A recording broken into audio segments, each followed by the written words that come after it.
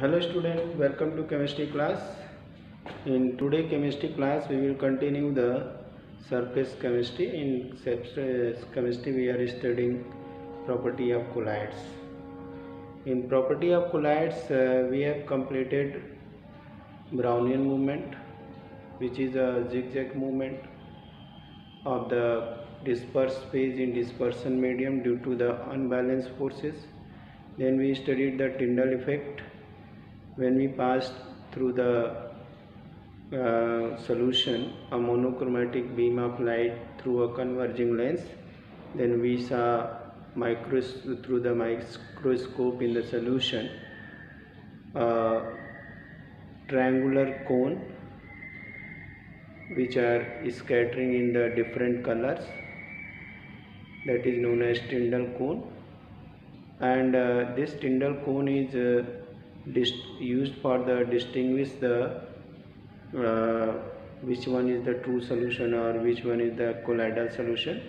It means you can distinguish with the help of Tyndall effect colloidal solution and true solution. Next we saw the color of the colloidal solution, which depend upon the wavelength of the light and size of particles and direction of observation. For example, we saw the milk and water mixture. In the transmitted light we see in transmitted light we see that solution in red color, and in reflected light we saw the solution in blue color.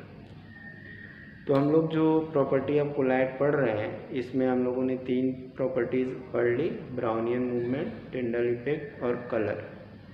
इसके अलावा हम लोगों ने इसमें charge पढ़ा था और उस चार्ज के बेस पे हम लोगों ने देखा था कि उसमें दो तरह के सॉल्व होते हैं, एक पॉजिटिवली सॉल्व होते हैं, पॉजिटिवली चार्ज सॉल्व होते हैं, दूसरा होता है हमारा negatively charge solve.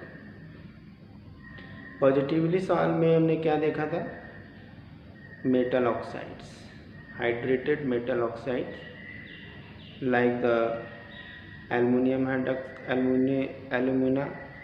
Hydrated alumina, hydrated iron oxide, hydrated chromium oxide, and in case of negatively charged we saw the metal in form of salt, gold salt, silver salt, copper salt.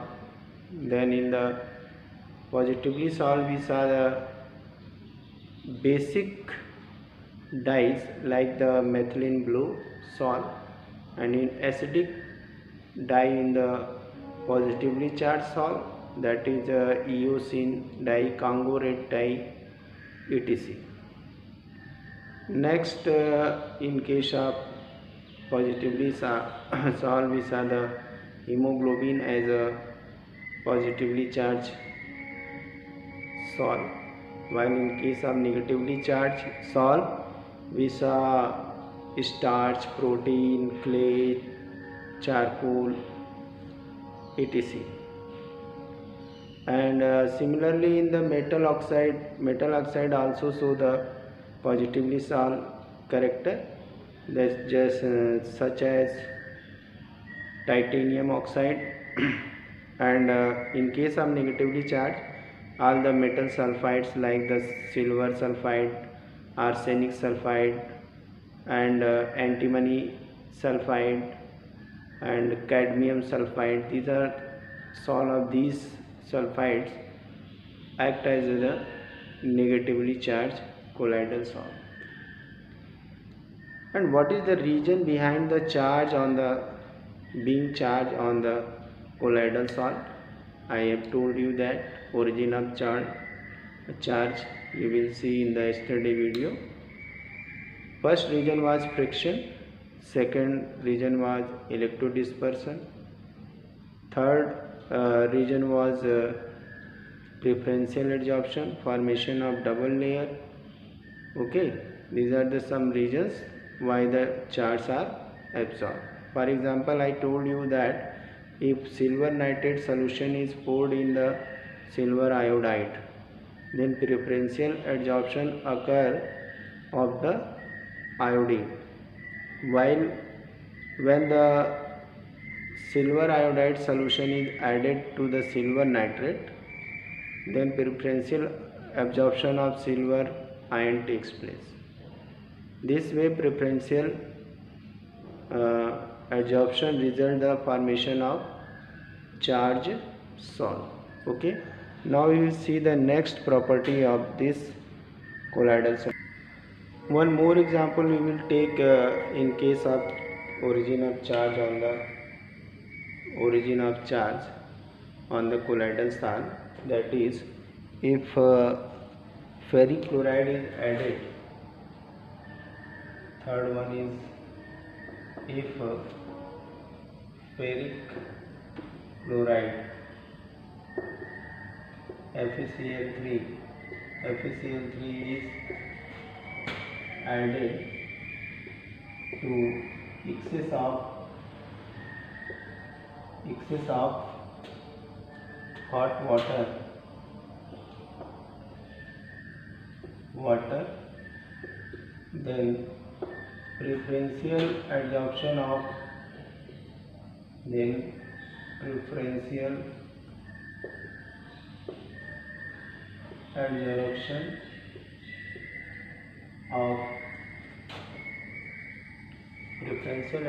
of ferric ion takes place on the hydrated ferric oxide. Ferric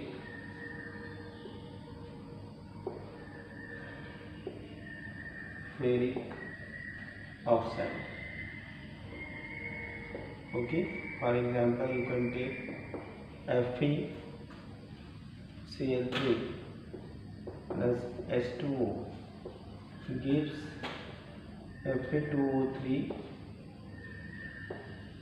dot XH2O, and preferential adsorption of Fe3 plus takes place.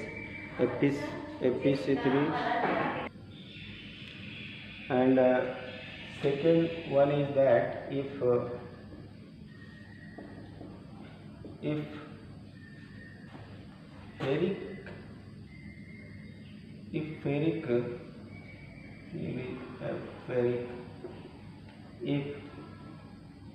ferric chloride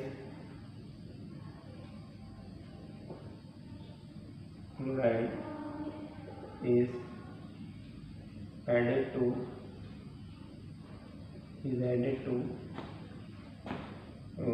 sodium hydroxide NaOH. Okay, then negatively charged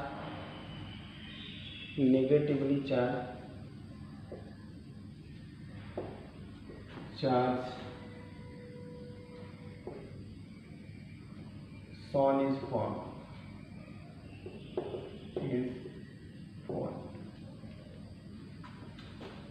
FeCl3 plus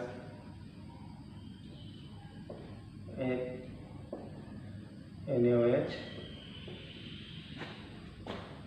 Fe2O3 dot XH2O. Here preferential absorption of OH ion takes place. This way we saw how the preferential absorption takes place. Okay, now we will see the next Helmholtz electrical double layer. तो ये समझ में आ गया होगा। पहले एक बार फिर से बता देते हैं कि फेरिक क्लोराइड को जब एक्सेस में हम ऐड करते हैं वाटर के अंदर, तो प्रेफरेंशियल एब्जॉर्प्शन यहाँ पे फेरिक आयन का होता है और ये पॉजिटिवली चार्ज सॉल्ट बन जाता है। क्या बन जाता है? Positively charge salt, positively charge salt बन जाता है। और जब हम इसी फेरिक क्लोराइड को सोडियम हाइड्रोक्साइड में ऐड करते हैं तो वहाँ पे नेगेटिवली चार्ज negatively charged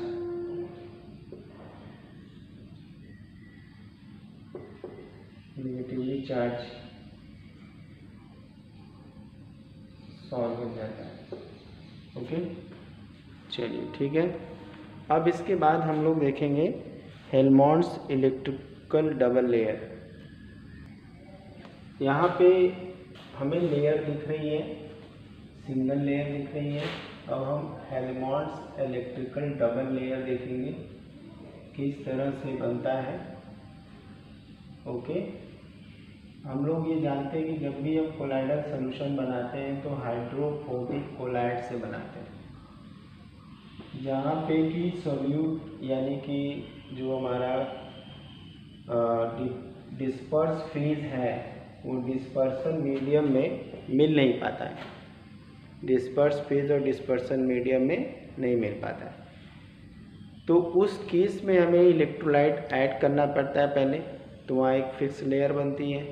फिर उसके बाद फर्दर हमें कुछ इस तरह से ऐड करना पड़ता है कि वहाँ पे डबल लेयर बन जाती है और न्यूट्रल हो जाता है और स्टेबल कोलाइडल सॉल्व बन के तैयार हो जाता है। तो इसमें हम पहले देखेंगे हेल्महोल्ट्ज़ इलेक्ट्रिकल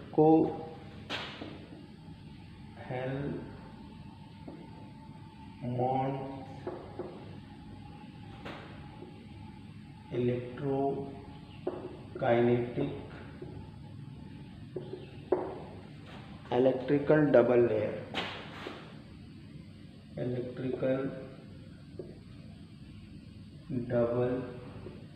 लेयर, ठीक है।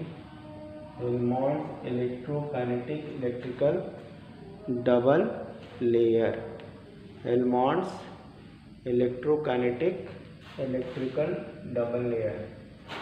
थोड़ा सा इसको हमें जो है इसे Helmholtz electrokinetic electrical double layer, ठीक है। अब इसमें हम लोग देखेंगे कि जब भी पॉजिटिव या नेगेटिव आयंस इलेक्ट्रोलाइट जो एब्जॉर्ब होते हैं सरफेस ऑफ पॉलिटिकल पार्टिकल, ठीक है, तो वो एक यहाँ पर लिख देते हैं positive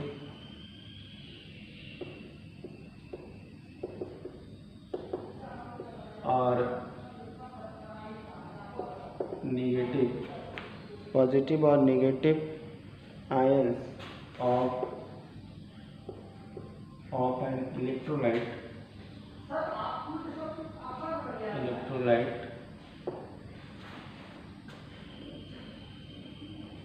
are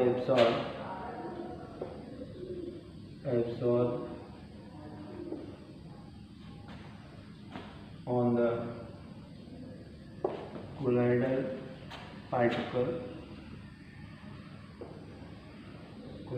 particles, then a fixed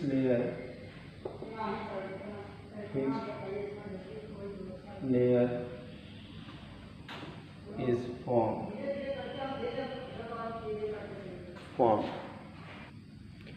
तो हमने बताया कि जब हम कोई भी जब इलेक्ट्रोलाइट डालते हैं तो इलेक्ट्रोलाइट में हम लोग जानते हैं कि दो चार्ज होते हैं। जैसे NaCl इलेक्ट्रोलाइट है तो यहाँ पे Na+ है और Cl- है। अब क्या हुआ कि अगर कोई भी पॉजिटिव या नेगेटिव आयन एब्जॉर्ब हो गया पार्टिकल के ऊपर, ठीक है, सपोज ये कोई कोलाइडल पार्टिकल है, इसके ऊपर पॉजिटिव आयन एब्जॉर्ब हो गया, ये वाला सोडियम आयन सपोज एब्जॉर्ब हो गया, तो अब ये जो नेगेटिव आयन जो काउंटर आयन है वो अट्रैक्ट होकर के इसके चारों तरफ आ जाएगा और इस तरह से एक मोबाइल इलेक्ट्रिकल लेयर बन जाएगी जिसको हम डिफ्यूज लेयर कहते हैं, ठीक है। अभी हम फिर से समझा देंगे, पहले इसको लिख लेते हैं लोग।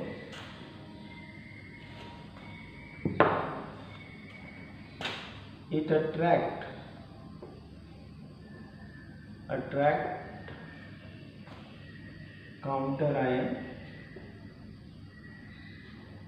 counter ion from the dispersion medium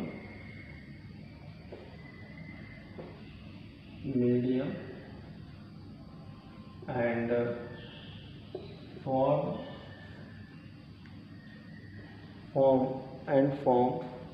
second layer which is a mobile layer and called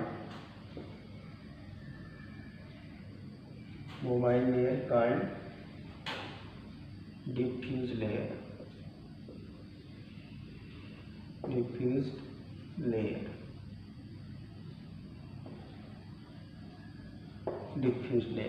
okay. अब इस तरह से दो लेयर बन गई, एक फिक्स लेयर बन गई और एक डिफ्यूज लेयर बन गई। एक फिक्स लेयर बन गई और एक डिफ्यूज लेयर बन गई।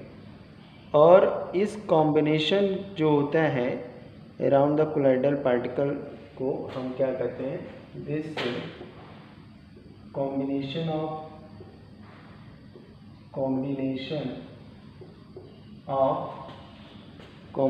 of two layers around the colloidal particle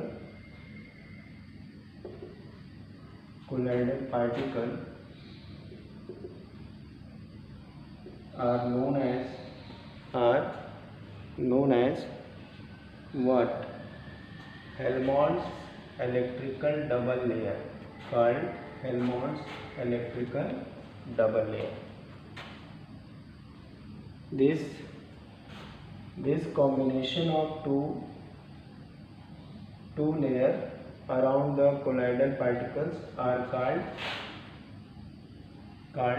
Helmholtz electrical double layer. Okay. तो हमने क्या देखा कि जब भी किसी भी कोलाइडल सॉल्यूशन के अंदर जब हमें सॉल्यूशन बनाना होता है तो हम इलेक्ट्रोलाइट ऐड करते हैं थोड़ी से अमाउंट में। अब जो ये इलेक्ट्रोलाइट है थोड़ी से अमाउंट में, वो क्या करती है, वो कोई भी चाहे पॉजिटिव या नेगेटिव आयन जो है कि जा कर के एब्जॉर्ब कर लेगा। अब जो एब्जॉर्ब हुआ वो तो फिक्स लेयर बनाएगा, वो क्या बनाएगा? फिक्स लेयर बनाएगा। लेकिन फिक्स लेयर बन जाने के बाद एक काउंटर आयन सॉल्यूशन के अंदर बच जाएगा, और वो काउंटर आयन क्या करेगा? इसको कवर कर लेगा। जैसे एग्जांपल हम लेते हैं, एक छोटा सा एग्जांपल अभी हम लोगों ने देखा था। तो इस डिफ्यूज लेयर और फिक्स लेयर के कॉम्बिनेशन को हम कहते हैं हेल्महोल्ट्ज़ इलेक्ट्रिकल डबल लेयर, चूँकि साइंटिस्ट ने केवल डिस्कवर किया, बनने को तो बनता ही था, पता नहीं था, तो उसको हम हेल्महोल्ट्ज़ इलेक्ट्रिकल डबल लेयर कहते हैं। जैसे अभी हम लोगों ने देखा था कि जब हम फेरिक क्लोराइड FeCl3 में एक्सेस में वाटर, यहाँ पे x अमाउंट वाटर का यूज़ करते हैं, तो यहाँ पे बन जाता है Fe2O3 dot XH2 dot Fe3+। ठीक है। तो अब ये क्या है? ये हमारी फिक्स लेयर है, फिक्स्ड लेयर। अब सॉल्यूशन के अंदर एक काउंटर आयन बचा हुआ है। क्या बचा हुआ है? Counter ion. वो काउंटर आयन क्या है? क्लोराइड है।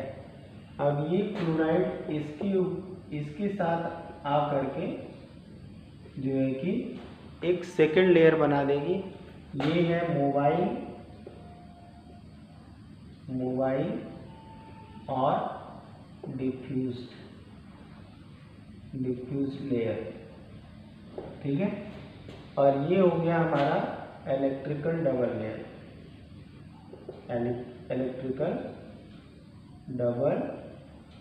लेयर। ठीक है, जिसको कि हेल्महोल्ट्ज़ ने बताया था। आई होप ये क्लियर हो गया होगा। ठीक है, अब यहाँ पे चार्ज डिपेंड करता है कौन फिक्स में है, उसके ऊपर डिपेंड करता है कौन फिक्स्ड लेयर बनाया है, उसके अपोजिट मोबाइल लेयर होगी। इसके बाद हम लोग देखते हैं नेक्स्ट, इसी ओरिजिन ऑफ चार्ज में ही हम लोग देखेंगे। ओरिजिन ऑफ चार्ज में क्या देखेंगे? Zeta potential, electrokinetic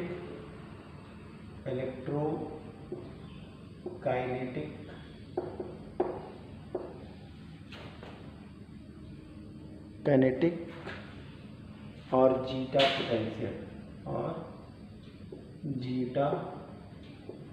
potential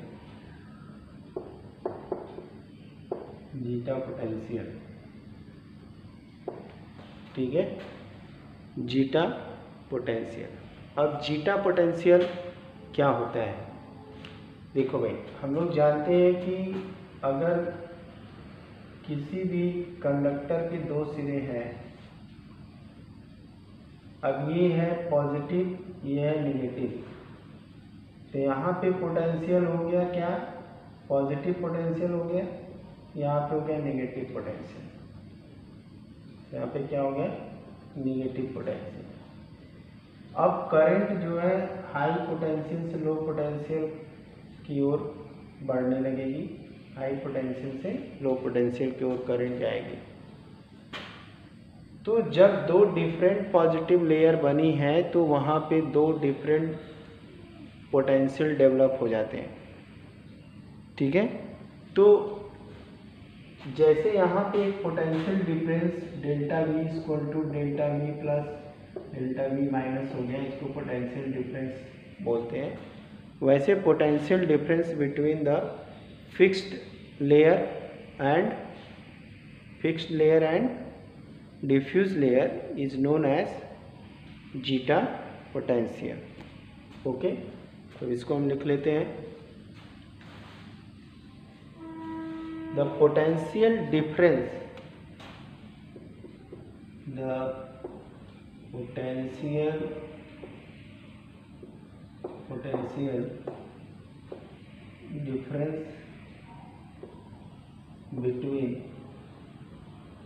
between fixed layer and diffused layer around the colloidal particle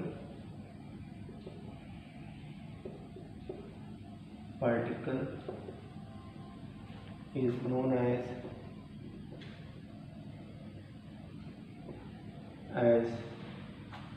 what? Zeta potential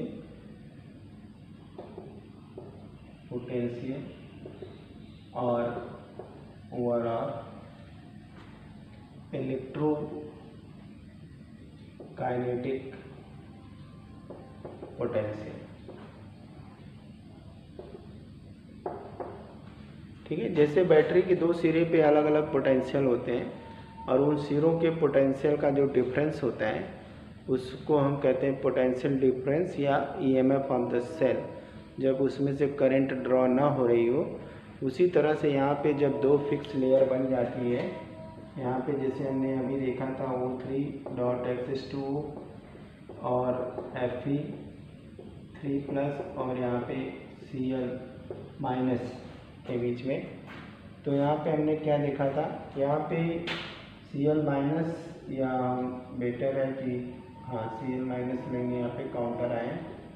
ठीक है, तो ये हमारी फिक्स लेयर है, ये डिफ्यूज लेयर है, इसका पोटेंशियल पॉजिटिव है, इसका पोटेंशियल नेगेटिव है। इन दोनों के पोटेंशियल का जो डिफरेंस आ जाएगा वो हमारा क्या होगा?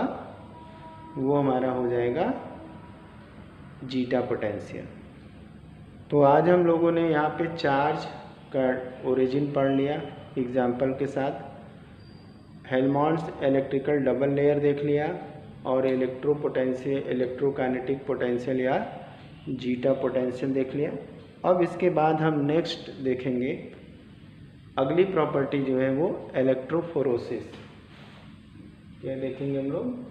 इलेक्ट्रोफोरोसिस। इलेक्ट्रोफोरोसिस में वेरी सिंपल है कि अभी तक हम लोगों ने क्या देखा है यहाँ पे, हम लोगों ने ये देखा कि जब भी कोलाइडल सॉल्यूशन चार्ज होते हैं, अभी हमने देखा ना कि सभी कोलाइडल सॉल्यूशन किस तरह से जो हम बनाते हैं तो चार्ज होते हैं, negatively charge, positively charge colloidal solution हम लोगों ने देखा ना। तो अब ये कोलाइडल पार्टिकल्स का इलेक्ट्रिकल इन्फ्लुएंस में रिस्पेक्टिव इलेक्ट्रोड की ओर फ्लो करना क्या कहलाता है?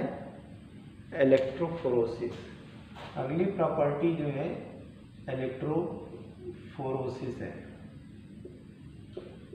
इलेक्ट्रोफोरोसिस, इलेक्ट्रोफोरोसिस में क्या होता है? कोलाइडल सॉल्यूशन अगर हम एक किसी ऐसे कंटेनर के अंदर लेते हैं जिस कंटेनर के अंदर जो है कि दो अपोजिट इलेक्ट्रोड लगे हों, जैसे ये हमने एक U-ट्यूब लाइक स्ट्रक्चर ले लिया यहाँ पे, ठीक है, और यहाँ पे एक हमने टैब लगा दिया,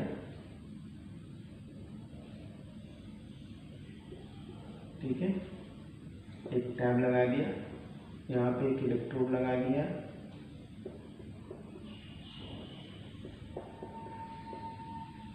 ये हमारा एक इलेक्ट्रोड हो गया, ये हमारा पॉजिटिव इलेक्ट्रोड हो गया, ये हमारा नेगेटिव इलेक्ट्रोड हो गया। इसके अंदर हम लोगों ने क्या किया कि यहाँ पे एक प्लेट लगा दी, इसके अंदर हम लोगों ने कोलाइडल सॉल्यूशन विथ वाटर ले लिया। क्या लिया? कोलाइडल सॉल्यूशन विथ, ठीक है। अब इसके अंदर जो है कि ये वाटर भरा हुआ है और प्लस इसके अंदर आर्सेनिक सल्फाइड है। सपोज करो कि एक नेगेटिवली चार्ज सॉल्ट AS2S3 है, नेगेटिव सॉल्ट, इसके अंदर नेगेटिव सॉल्ट भरा हुआ है। जैसे इलेक्ट्रिसिटी हम पास करेंगे, जैसे ही इलेक्ट्रिसिटी पास करेंगे तो जितना भी नेगेटिव सॉल्ट है ये नेगेटिव सॉल्ट मूव करना शुरू कर देगा, किधर की तरफ? ये मूव करेगा कैथोड की तरफ, इधर पॉजिटिव चार्ज की तरफ, ठीक है, ये पॉजिटिव चार्ज की ओर मूव करना शुरू कर देता है, ठीक है, पॉजिटिव चार्ज की ओर मूव करना शुरू कर देता है। तो इस तरह की movement of charge colloidal particle toward the respective electrode in influence of electrical field is known as electrophoresis. What is electrophoresis? Movement of charged colloidal particle toward the respective electrode in influence of electric field applied is known as electrophoresis, is known as what? electrophoresis। Movement of, यहाँ लिख सकते हैं हम लोग, movement of charged colloidal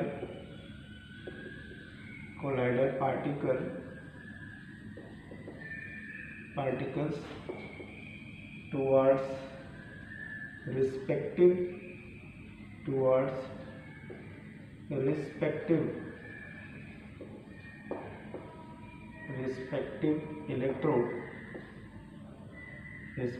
electrode in influence of electrical field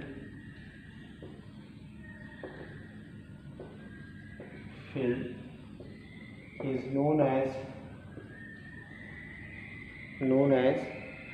electrophoresis, is known as electrophoresis, ठीक है।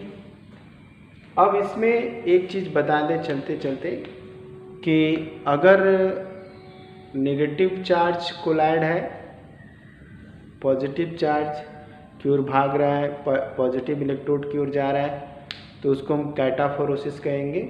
और अगर पॉजिटिवली चार्ज कोलाइडल पार्टिकल है, वो नेगेटिव इलेक्ट्रोड की ओर फ्लो कर रहा है, तो उसको हम एनाफोरोसिस कहेंगे। ठीक है।